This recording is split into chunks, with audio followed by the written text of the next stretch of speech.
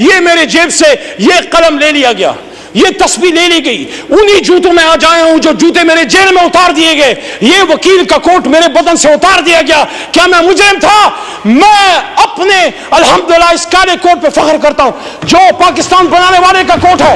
शुक्रिया। कलम की तस्वीर मत करो जहां चली है रस्म के कोई न सर उठा के चले कि पाकिस्तान के एक साबिक वजीर आजम पे जानी हमला किसने किया, यह किसका सिक्योरिटी फेलियर है।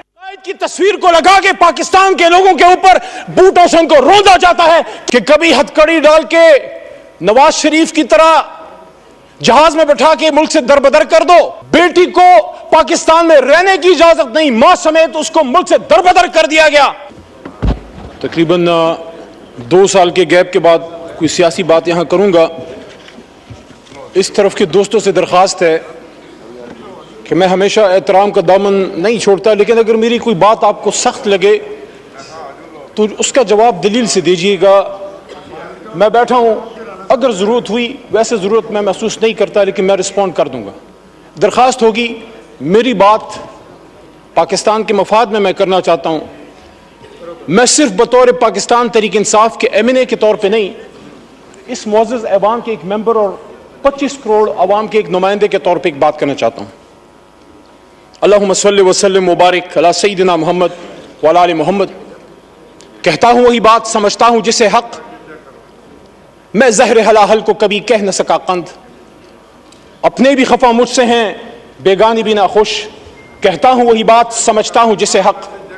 मेरे दोस्तों और मेरे भाइयों, आज से 2 साल पहले 9 अप्रैल की रात जब आप मेरे बहुत से बहन भाई जो वहां बैठे हैं, आप यहां बराजमान थे और मैं हुकूमती बेंचेस पे पीछे शेख साहब की यहां मैं बैठा हुआ था, जो मेरी कुर्सी थी, और मेरे सामने मेरे लीडर की कुर्सी खाली थी।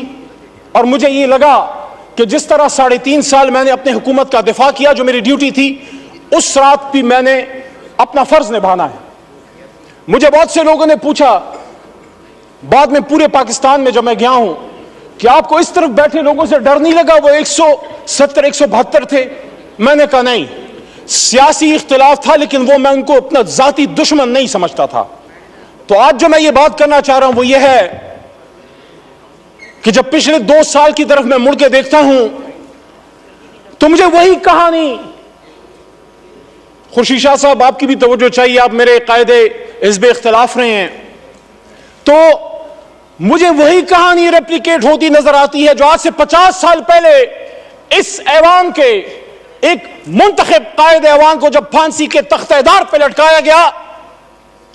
पाकिस्तान तो नहीं बदला, फर्क सिर्फ यह है कि कभी हथकड़ी डाल के नवाज शरीफ की तरह जहाज में बैठा के मुल्क से दरबदर कर दो, कभी बेनजीर भुट्टो की तरह, शहीद की तरह बाप फांसी पे चढ़ चुका है, बेटी को पाकिस्तान में रहने की इजाजत नहीं, मां समेत उसको मुल्क से दरबदर कर दिया गया, जो वो पता नहीं 17, 18 या 20 साल की होगी, मुझे नहीं पता, but she was young and unmarried at that time. वापस आती है, फिर दरबदर की जाती है, and she was forced to go to exile once again, and her life ended in Liaquat Bagh where she was martyred on 27 December 2007। वही लियाकत बाग जो एक और लीडर हमारा कायदे आजम का दायां हाथ खा चुका है, रावलपिंडी, जहां से पाकिस्तान को मजबूत होना था, मजबूत होना है और मजबूत होगा, उसी रावलपिंडी में लियाकत अली खान शहीद हुआ। वही लियाकत अली खान जो मुझे एजाज हासिल है, मेरा दादा पीर मोहम्मद खान उसका कायद आजम का एक अदना कारकुन था। लियाकत अली खान साहब तहरीक पाकिस्तान में मेरे गांव, और आपको सर पता है, आप इलाके को जानते हैं, मेरे गांव अमीर मकाम साहब से मुखातिब हूं। ये सवात जब जाते हैं हाथियान और शिरगढ़ से आप गुजरते हैं मेरे भाई, मेरे गांव लियाकत अली खान साहब आए, मेरे घर में क़याम किया, सरदार अब्दुल रब नश्तर उनके साथ थे, और वहां से 47 में काफिले गए पाकिस्तान को आजाद करने के लिए, मिंटो पार्क, जिसको फिर बाद में, तो जब हम भी पाकिस्तान बनाने वाले हैं, आप भी पाकिस्तान बनाने वाले हैं, तो फिर बार बार क्यों हमें ये कहने की जरूरत पड़ती है कि निसार में तेरी गलियों के वतन जहां चली है रस्म के कोई न सर उठा के चले, जो कोई चाहने वाला तवाफ को निकले, नजर चुरा के चले, जिस्म जा बचा के चले। मेरे भाई तार और छोटा भाई बैठा है। मैं एहतराम करता हूं आपकी जमात की सियासी लीडरशिप की जदोजहद का जो अगर उन्होंने की है, लेकिन जहां हम इस बात को कंडेम करते हैं कि जब एक ताले आजमा परवेज मुशर्रफ ने एक मुंतखब वज़ीर आज़म जिससे हमें लाख इख्तिलाफ है, कभी मैं मुस्लिम लीग नून का ना वोटर रहा हूं, ना सपोर्टर रहा हूं, ना कारकुन रहा हूं, लेकिन हथकड़ी डाल के जब मुल्क बदर किया गया तो फिर आपसे भी एक्सपेक्टेशन है कि आपका भी लाख इख्तिलाफ होगा। लेकिन जब आप यहां तशरीफ फरमा थे, यही शहबाज शरीफ साहब कायद हिज़्ब इख्तिलाफ की कुर्सी पे होते थे, सामने असद भाई जो मेरी शमूलियत मेरे इनके हाथ में हुई, हमने तहरीक इंसाफ में जब शमूलियत की, मैं जब बाकायदा शामिल हुआ, असद कैसर साहब 2011 में आए, हमें शामिल किया, उसी कुर्सी पर बैठे होते थे। 1996 में मेरे खानदान ने, जब चिराग निशान था, इमरान खान का बल्ला नहीं था, तब मेरे खानदान ने वोट किया है। लेकिन वहां उस कुर्सी पे जो आदमी बैठा होता था, इमरान खान, वो चाहे आप उसको पसंद ना करें, आपको पसंद ना आए, लेकिन कायदे ऐवान तो था, उसको इसी पाकिस्तान में वजीराबाद में गोलियां मारेगी, 4 गोलियां खा के वो बैठा है अडयाला जेल में। क्या अडयाला गुंटानामो वे है जनाब स्पीकर साहब, डिप्टी स्पीकर साहब? वहां पाकिस्तान का आईन नाफिज अमल नहीं। आज भी हम अपने लीडर से नहीं मिल सकते। कल पाबंदी दोबारा लगी है। मैं बतौर इस ऐवान के एक मुंतखब मेंबर की, जब मैं जेल में था, मैं एक्सपेक्ट करता था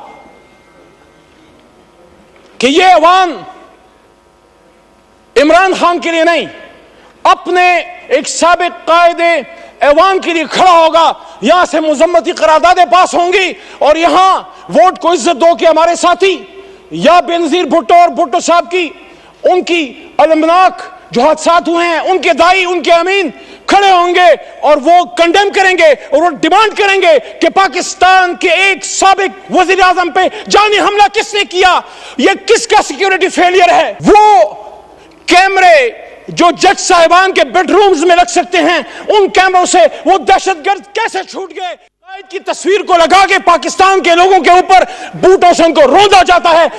16 फरवरी को एक लंबी जुदाई, लंबी कैद के बाद पहली बार अपने लीडर इमरान खान साहब से मिला। उनसे मैंने जब बात की, उन्होंने फतह मक्का मॉडल की बात की मेरे सामने जेल में, गोलियां खा के। और ये आमिर डोगर साहब, चीफ विप साहब इस बात के गवाह हैं, और हमारे साथ सरदार लतीफ खोसा साहब भी मौजूद थे, वो भी इस बात के गवाह हैं कि उन्होंने कहा कि जिस तरह हुजूर सल्लल्लाहु अलैहि वसल्लम की फरमूदात पे गैर मुस्लिमों ने अमल किया। फिर उन्होंने एग्जाम्पल दी नेल्सन मंडेला की ट्रुथ एंड रिकंसिलिएशन कमीशन की, कि उन्होंने सच बोल के पाकिस्तान को ठीक कर, अपने मुल्क को ठीक कर दिया। उन्होंने कहा मैं जाती इंतकाम पे बिलीव नहीं करता, जाती इंतकाम नहीं लूंगा। हां, जिसने कोई जुल्म किया है अदालत जाने और कानून, लेकिन सियासी इंतकाम नहीं। लेकिन सच बोलेंगे तो ट्रुथ एंड रिकंसिलिएशन कमीशन बनेगा। ये जो इस तरफ से वज़ीर आज़म के मुशीर